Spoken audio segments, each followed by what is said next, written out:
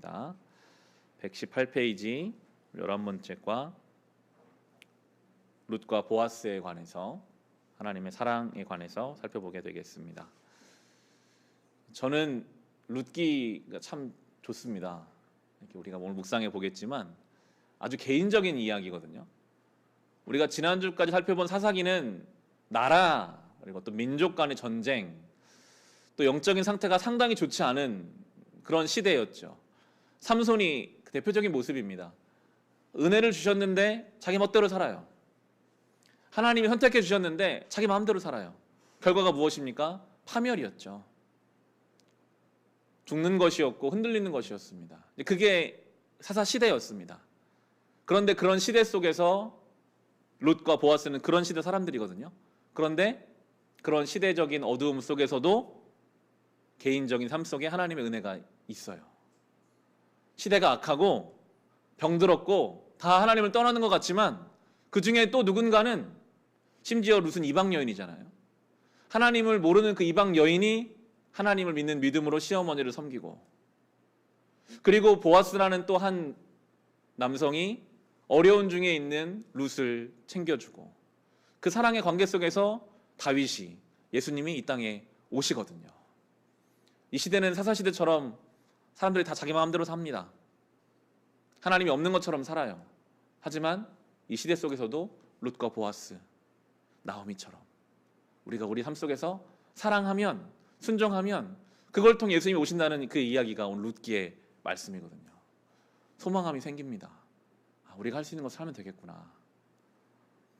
신학주 주제 같이 읽으면서 시작해 보겠습니다. 함께 읽겠습니다. 룻과 보아스가 보여준 사랑 이야기에서 자기 백성을 향한 하나님의 신실하신 사랑과 자격 없는 이들에게 베푸시는 친절을 엿볼 수 있습니다. 암흑과 같은 시대였습니다. 룻은 신실하신 하나님에 관한 이야기를 이제 보여줍니다. 이 이야기에서 우리는 자기 백성을 향한 하나님의 신실하신 사랑과 자격 없는 이들에게 베푸시는 친절을 볼 수 있습니다. 룻기의 핵심 주제는 사랑인데 이 이야기의 중심에는 구원이 있습니다. 히브리어로 구원하다, 구원자, 구원이라는 단어가 룻기가 참 짧은데도 20번 이상 등장하게 되죠. 룻과 보아스의 사랑 이야기에서는 하나님의 구원이 담겨져 있는 것입니다. 다음 페이지입니다. 룻의 이야기를 통해 우리는 어두운 시대 가운데 나타난 하나님의 아름다운 사랑을 엿볼 수 있습니다. 시어머니에 대한 룻의 헌신에서 하나님의 변함없는 사랑을, 룻에게 베푼 보아스의 친절에서 하나님의 따뜻한 사랑을 볼 수 있습니다. 또한 보아스의 결혼을 통해 하나님의 사랑이 우리의 필요를 어떻게 채우시며 우리를 어떻게 구원하시는지도 볼 수 있습니다. 그리스도께서 우리를 포기하지 않고 따뜻한 사랑으로 구원해 주신 것처럼 우리도 세상 사람들에게 구원을 베푸는 사랑을 실천해야 합니다. 아주 개인적인 이야기예요. 하지만 거기에 구원의 역사가 담겨져 있습니다. 첫 번째입니다. 하나님의 사랑은 끈질깁니다. 같이 본문 같이 읽어보겠습니다. 사사들이 치리하던 때에 그 땅에 흉년이 드니라. 유다 베들레헴의 한 사람이 그의 아내와 두 아들을 데리고 모압 지방에 가서 거류하였는데 그 사람의 이름은 엘리멜렉이요 그의 아내의 이름은 나오미요 그의 두 아들의 이름은 말론과 기련이니 유다 베들레헴 에브랏 사람들이더라. 그들이 모압 지방에 들어가서 거기 살더니 나오미의 남편 엘리멜렉이 죽고 나오미와 그의 두 아들이 남았으며 그들은 모압 여자 중에서 그들의 아내를 맞이하였는데 하나의 이름은 오르바요 하나의 이름은 룻이더라. 그들이 거기에 거주한 지 10년쯤에 말론과 기련 두 사람이 다 죽고 그 여인은 두 아들과 남편의 뒤에 남았더라. 그 여인이 모압 지방에서 여호와께서 자기 백성을 돌보시사 그들에게 양식을 주셨다 함을 듣고 이에 두 며느리와 함께 일어나 모압 지방에서 돌아오려 하여 있던 곳에서 나오고 두 며느리도 그와 함께 하여 유다 땅으로 돌아오려고 길을 가다가 나오미가 두 며느리에게 이르되 너희는 각기 너희의 어머니의 집으로 돌아가라. 너희가 죽은 자들과 나를 선대한 것 같이 여호와께서 너희를 선대하시기를 원하며 여호와께서 너희에게 허락하사 각기 남편의 집에서 위로를 받게 하시기를 원하노라 하고 그들에게 입맞춤에 그들이 소리를 높여 울며. 룻기의 시작은 사사들의 시대에 흉년이 들었다로 시작합니다. 영적인 흉년은 그럼 반드시 육적인 흉년으로도 연결됩니다. 사사시가 영적으로 병들어 있으니까요. 그 육신적으로도 흉년이 오거든요. 다 연결되어 있습니다. 우리의 삶에 영적인 건강함이 있어야 육적으로도 건강한 것입니다. 그 시대 한 가정이 먹고 살기 힘들다는 이유로 약속의 땅을 떠나버렸어요. 그들에게는 큰 어떤 걸림이 없었습니다. 내가 먹고 사는 게 중요하니까 하나님 잠시 떠나도 괜찮겠지. 떠났는데 잘 살아보겠다고 떠났는데 남편이 죽고 아들들이 다 세상을 떠났습니다. 아무것도 가지지 못하게 되었어요. 그리고 다시 돌아오는 이야기죠. 룻의 이야기는 참담한 비극으로 시작합니다. 흉년이 들었고 엘리멜렉과 그의 가족들은 살기 위해 약속의 땅을 떠나야 했습니다. 나오미는 남편이 죽고 두 아들이 이제 죽었죠. 며느리만 남게 되었습니다. 당시에는 자녀가 없는 과부는 정기적인 수입원이 없기 때문에 재정적으로 매우 위태로울 수밖에 없었습니다. 나오미는 공동체의 도움이 절실히 필요했지만 안타깝게도 외국 땅에 있으니 희망이 보이지 않았습니다. 하나님이 그녀를 불행에서 어떻게 건져내실까요? 나오미에게 듣게 하세요. 그들에게 양식을 주셨다. 하나님이 그 고향 땅에 베들레헴에 먹을 거를 주셨다. 돌아올 마음이 생겨요. 10년 만에. 구약의 중요한 단어가 돌아오다라는 단어거든요. 10년이 지나도요. 돌아가면 삽니다. 돌아가는 게 중요해요. 오늘이 6월 마지막 날이잖아요. 이런 날을 우리가 의미 있게 보낼 수 있거든요. 지난 6개월을 돌아보면 분명히 하나님께 돌이켜야 될 부분들이 있습니다. 우리의 가정 안에서 나의 어떤 태도, 나의 어떤 감정, 나의 관계, 몇 달이 지나고 몇 년이 지난 관계라고 하더라도 돌아가면 됩니다. 돌아가면 거기 하나님이 준비해 놓으신 보아스가 있고 거기 하나님의 역사가 있거든요. 우리는 돌아가길 힘쓰는 사람들이 되어야 하죠. 나오미는 그렇게 돌아가려고 채비를 했습니다. 그리고 이제 며느리들을 이제 보내주는 거죠. 너희들은 여기 그냥 남아 있어라. 나를 따라오지 마라. 내가 책임져 줄 수 없다. 왜 그랬을까요? 당시 이스라엘은 남편이 죽으면 그의 형제와 결혼 대를 이어하는 관습이 있었습니다. 그러니까 뭔가 이 나오미는 며느리들을 책임져 줄 수 있는 아무런 방법이 없었거든요. 그러니까 이제 책임질 수 없으니 돌아가라. 며느리들 미래를 염려해 친정으로 돌아가라고 권하는 것이었습니다. 그런데 룻은 따라가기로 하죠. 제가 끝까지 어머니를 모시겠습니다. 룻은 자기의 미래에 해가 될 수 있는데도 믿어지지 않을 정도의 신실함을 보여줍니다. 우리는 룻에게서 결과에 상관하지 않고 변함없이 충성스러운 사랑을 발견합니다. 참 중요한 성도의 어떤 덕목이거든요. 결과에 상관하지 않고 변함없이 충성스러운 사랑. 이 하나 우리 요구하시는 어떤 모습인데요. 아래 본문 같이 읽어보겠습니다. 룻이 이르되 내게 어머니를 떠나며 어머니를 따르지 말고 돌아가라 강건하지 마옵소서. 어머니께서 가시는 곳에 나도 가고 어머니께서 머무시는 곳에서 나도 머물겠나이다. 어머니의 백성이 나의 백성이 되고 어머니의 하나님이 나의 하나님이 되시리니 어머니께서 죽으시는 곳에서 나도 죽어 거기 묻힐 것이라. 만일 내가 죽는 일 외에 어머니를 떠나면 여호와께서 내게 벌을 내리시고 더 내리시기를 원하나이다 하는지라. 나오미가 룻과 자기와 함께 가기로 굳게 결심함을 보고 그에게 말하기를 그치니라. 아멘. 이런 질문이 있습니다. 고통과 비극 가운데 피어나는 신실하고 충성스러운 사랑을 경험했거나 목격한 적이 있습니까? 룻은 지금 그런 사랑을 하고 있죠. 따라가면 평생 이 늙은 시어머니 뒤치다거리 하다가 자기 삶이 어떻게 될지 몰라요. 실제로 가서 이삭 줍기 하는데 시어머니는 집에 쉬고 있고 자기가 나가서 막 이삭 주어야 하는 일들이 있잖아요. 그런데도 그는 충성스러운 사랑을 실천했습니다. 하나님의 역사가 이제 일어나죠. 성경에는 그런 이야기들이 많습니다. 정말 상황이 안 좋은데 진짜 최악의 상황까지도 가는데도 끝까지 하나님을 향한 나의 주신 사람들을 향한 마음을 지키는 사람들. 다니엘과 세 친구, 지난주 아이들에게 전했던 말씀이었는데요. 상황이 안 좋아도 불 속에 들어가도 내가 하나님을 향한 마음을 지키겠습니다. 여러분, 그런 사람을 하나님이 어떻게 그냥 두시겠습니까? 내가 죽으면 죽었지 내가 믿음을 지키겠습니다 하는 사람을 하나님은 살리시거든요. 그 불 가운데 분명히 3명이 들어갔는데 1명이 더 있어요. 하나님이 그곳에서 그들을 지켜주시. 이 룻이 내가 끝까지 어머니 사랑하겠습니다라는 이 마음을 하나님이 받아서 이제 일을 이루어 가시는 거거든요. 이것이 성도의 모습이 되어야 할 텐데요. 참 어렵죠. 어떻게 하면 변함없는 사랑할 수 있을까? 영과 육이 참 건강해야 하는 것 같아요. 영육이 건강함이 잃어버리면 꾸준히 사랑할 수가 없습니다. 근데 우리 영육의 건강함은 하나님과 연결 잘 되어 있어야 되는 것이 다 이어지는데요. 하나님과의 온전한 관계 속에서 공급이 있어야 돼요. 매일의 만나를 우리가 먹어야 내 영과 내 육이 건강하고 그걸 가지고 우리가 꾸준히 사랑해 줄 수 있는 것이죠. 공급하는 하나님의 은혜로부터 우리가 멀어지면 우리는 아무것도 할 수 없습니다. 순간적으로 우리의 사랑은 식어버리게 되는 것이죠. 룻은 나오미의 하나님께 헌신했습니다. 이 룻은 이방 여인이니까 하나님 몰랐습니다.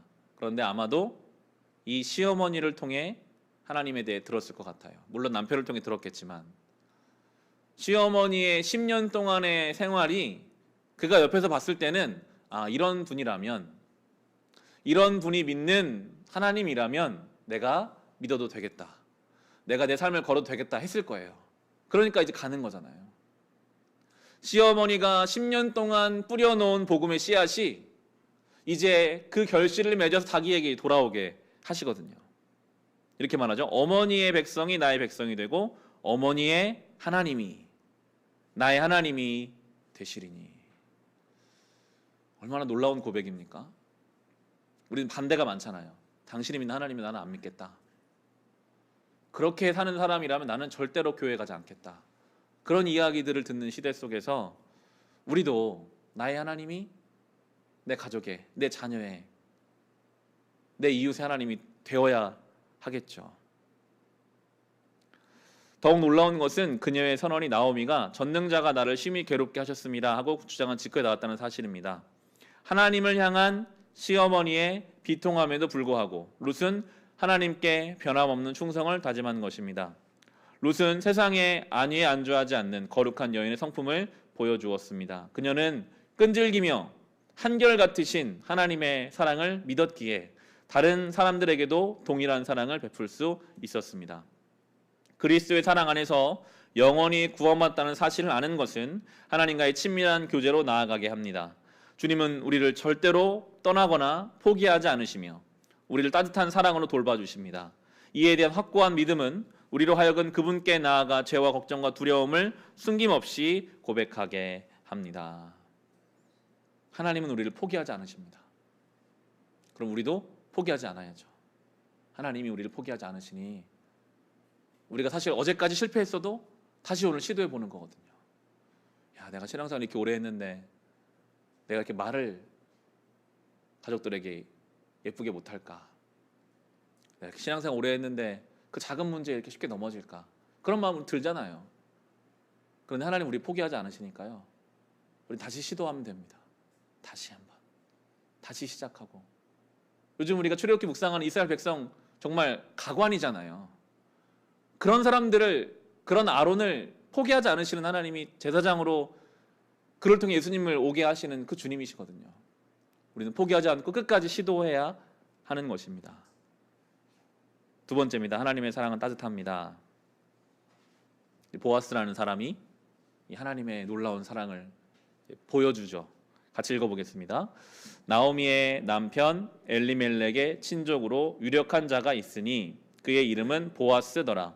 모압 여인 룻이 나오미에게 이르되 원하건대 내가 밭으로 가서 내가 누구에게 은혜를 입으면 그를 따라서 이삭을 주겠나이다 하니 나오미가 그에게 이르되 내 따라 갈지어다 하매 룻이 가서 베는 자는 따라 밭에서 이삭을 줍는데 우연히 엘리멜렉의 친족 보아스에게 속한 밭에 이르렀더라. 아멘.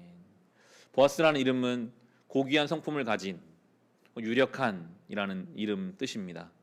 성경이 그렇게 의도적으로 표현하죠. 룻이 우연히 엘리멜렉의 친족 보아스의 밭에 이르렀다. 우연히라는 말은 우연이 아니라는 것입니다. 그냥 이들이 볼 때는 우연히만 간 것 같지만 하나님이 이미 그 모압 땅을 떠날 때부터 이 보아스의 밭에 룻이 갈 수 있도록 하나하나 인도하고 계신 거였죠. 그 결실이 이제 지금 이루어지고 있습니다. 우연히 일어난 이 일은 결코 우연이 아니었습니다. 하나님이 자기 백성을 구원하려는 섭리 가운데 그들의 발걸음을 인도하신 것입니다. 사람이 마음으로 자기의 길을 계획할지라도 그의 걸음을 인도하시는 이는 여호와시니라. 이게 우리의 믿음이죠. 계획해야죠. 최선을 다해 노력해야 합니다. 그렇지만 마지막에서는 맡겨야 돼요. 그렇지만 내가 계획 세우고 노력하지만 하나님이 내 인도하시는 분이십니다. 하는 모든 일을 주관하십니다. 아래에 있는 본문 같이 읽어보겠습니다. 보아스가 룻에게 이르되 내 딸아 들으라. 이삭을 주우러 다른 밭으로 가지 말며 여기서 떠나지 말고 나의 소년들과 함께 있으라. 그들이 베는 밭을 보고 그들을 따르라. 내가 그 소년들에게 명령하여 너를 건드리지 말라 하였느니라. 목이 마르거든 그릇에 가서 소년들이 길어온 것을 마실지니라 하는지라. 룻이 엎드려 얼굴을 땅에 대고 절하며 그에게 이르되 나는 이방 여인이거늘 당신이 어찌하여 내게 은혜를 베푸시며 나를 돌보시나이까 하니 보아스가 그에게 대답하여 이르되 내 남편이 죽은으로 내가 시어머니에게 행한 모든 것과 내 부모와 고국을 떠나 전에 알지 못하던 백성에게로 온 일이 내게 분명히 알려졌느니라. 여호와께서 내게 행한 일에 보답하시기를 원하며 이스라엘 하나님 여호와께서 그 날개 아래에 보호받으러 온 내게 온전한 상 주시기를 원하노라 하는지라. 아멘. 보아스가 룻을 보고 호의를 베풀죠. 다 보호해 줍니다. 모든 것으로부터 어려움을 당하지 않도록 보호해 주고 긍휼과 따뜻한 환영의 마음을 그에게 나타냅니다. 이 룻기는 계속 말해요. 그것은 하나님이 룻을 향해 베푸시는 마음이다. 정말 아무것도 볼 것 없는데 조건 없이 사랑하려고 하는 그에게 보아스라는 사람을 우연히 만나게 해서라도 하나님의 사랑을 부어주시는 그 하나님. 룻처럼 하나님께 친절을 받을 자격이 없는 우리를 주님은 두 팔 벌려 안아주셨습니다. 룻처럼 하나님과 그분의 백성으로부터 먼 이방인 같은 우리에게 주님이 자애로움으로 은혜를 베풀어 주셨습니다. 참 중요한 부분이 나오죠. 룻이 룻기에서 가장 중요한 질문을 던집니다. 나는 이방 여인이거늘 당신이 어찌하여 내게 은혜를 베푸시며 나를 돌보시나이까. 은혜를 받을 자격이 없는 사람인데 당신과 내가 아무 상관이 없고 내가 줄 것이 없는데 왜 조건 없이 나를 사랑해 주십니까? 은혜를 주십니까? 보아스는 룻이 시어머니 나오미에게 선을 행하기 때문이라고 대답하지만 진심은 뒤에 나옵니다. 이게 핵심이라고 볼 수 있어요. 여호와께서 내가 행한 일에 보답하시기를 원하며 이스라엘 하나님 여호와께서 그 날개 아래 보호받으러 온 내게 온전한 상 주시기를 원하노라. 다시 말해 하나님에 대한 당신의 믿음 덕분에 하나님이 나를 통해 당신에게 은혜를 베푸는 것이요 라고 말하고 있는 것이죠. 여러분, 하나님을 경험해보고 싶다면 하나님의 뜻대로 살아보면 됩니다. 그럼 하나님을 경험할 수 있어요. 이 룻처럼요. 우리가 정말 하나님 말씀에 순종해서 사랑하면 돌아올 게 없는 것 같은 그런 사람, 포기하고 싶은 사람. 그런데 주님이 나를 포기하지 않으시니까요. 나도 한번 주님 말씀 따라 살아보려고 하면 거기서 하나님이 하나님을 경험하게 하십니다. 보아스를 붙여주세요. 보아스 입을 통해 이야기하시는 거예요. 네가 순종했기 때문에 너에게로 은혜가 가는 것이다. 룻은 이제 평생을 그렇게 살지 않았을까요? 아, 내가 이렇게 순종하면, 내가 주님을 따르면 더 큰 은혜가 나의 삶에 있는 것이구나. 다음 페이지입니다.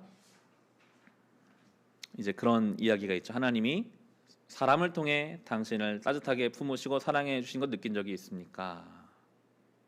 두 가지 측면이 있는 것 같아요. 우리가 이 믿음의 길을 가다가 보아스와 같은 사람들을 경험할 수 있는 은혜가 있어야 하고요. 바꿔줘서 우리가 보아스가 되어야 합니다. 누군가에게 조건 없이 누군가를 사랑해주고, 왜냐하면 내가 받은 은혜가 있으니까. 그렇게 하나님 나라가 세워져 가는 거잖아요. 조건적인 세상이잖아요. 세상은 얼마나 조건적입니까? 나하고 이해관계가 맞으면 같이 가고, 조금이라도 나에게 손해주면 그 사람 미워하고 욕하는 게 세상인데, 이 보아스와 룻과 하나님 나라는 완전히 다른 방식이잖아요. 돌아올 게 없는 사랑해줘요. 그것이 또 다른 사람에게 가요. 그것이 다윗을 이 땅에, 예수님을 이 땅에 오게 하는 통로가 되는 하나님 나라가 세워져가는 방식이 되는 것입니다. 이 이야기는 주님을 믿는 자들을 따뜻하게 맞이하여 사랑을 베푸시는 하나님을 연상시킵니다. 하나님을 믿으면 이방인에서 가족으로, 하나님의 자녀로 신분이 바뀝니다.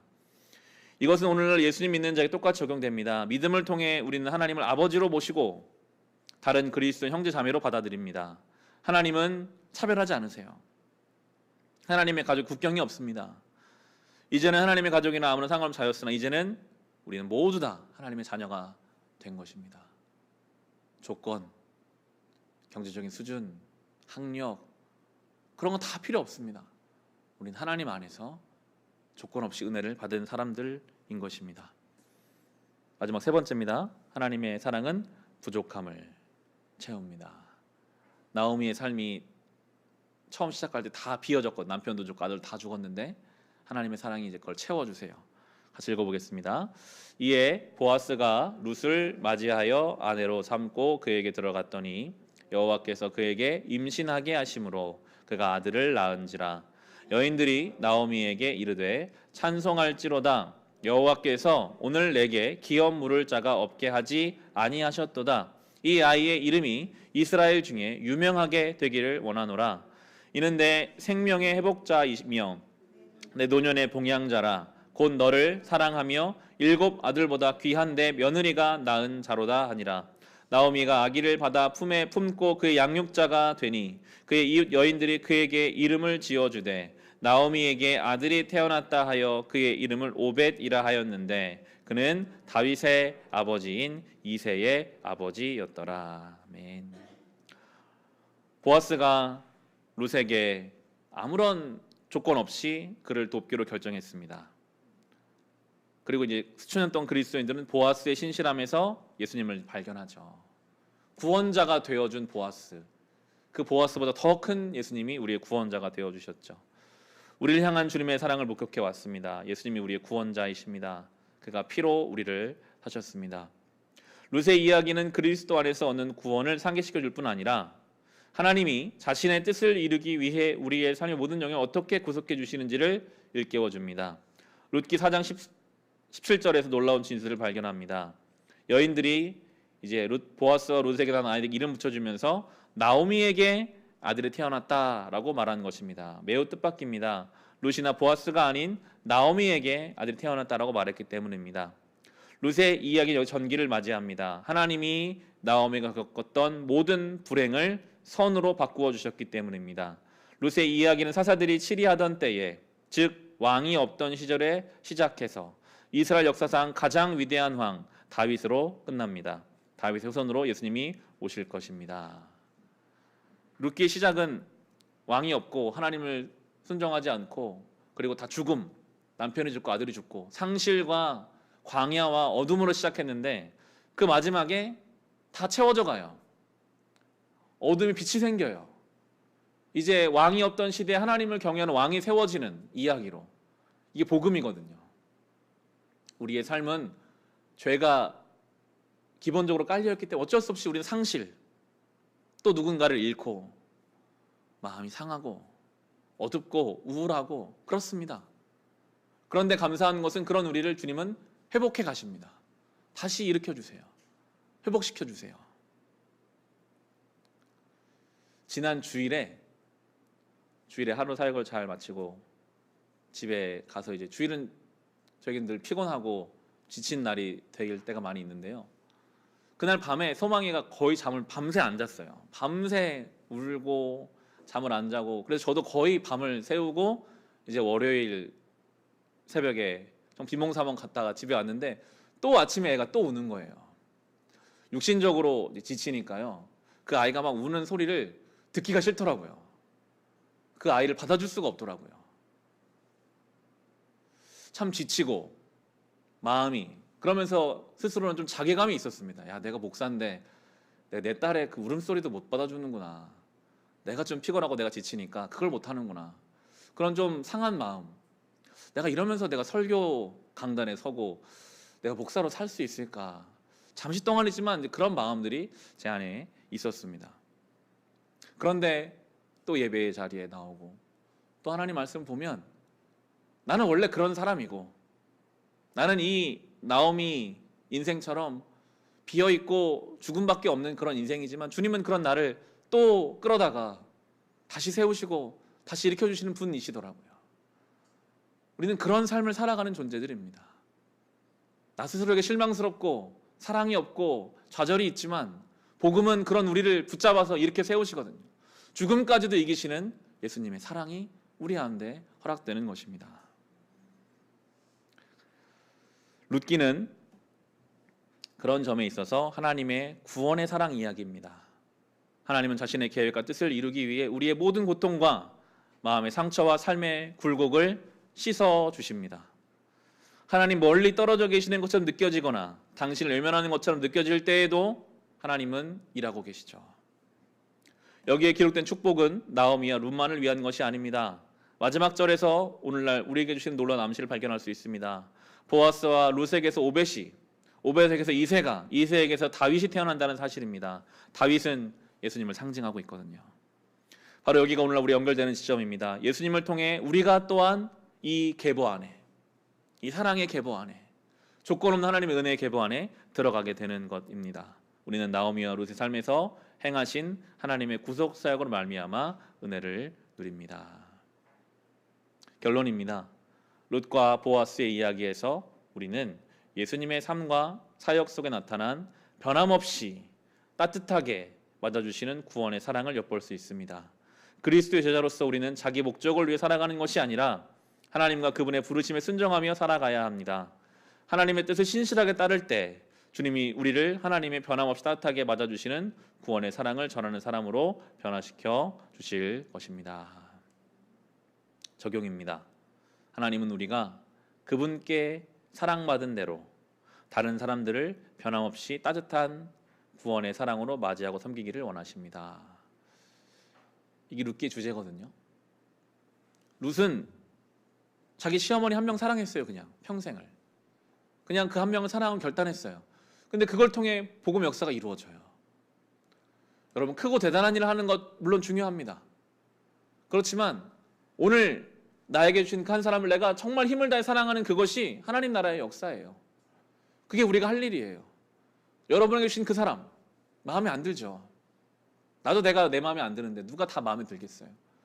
하지만 주님이 나를 마음에 안 들어 사랑하신 것처럼 그렇게 내가 그 사람을 사랑하고 헌신하고 기다려주고 그를 위해 희생할 때 거기 하나님의 역사가 일어나는 거거든요. 그게 룻기의 이야기고 우리의 신앙의 이야기인 것입니다.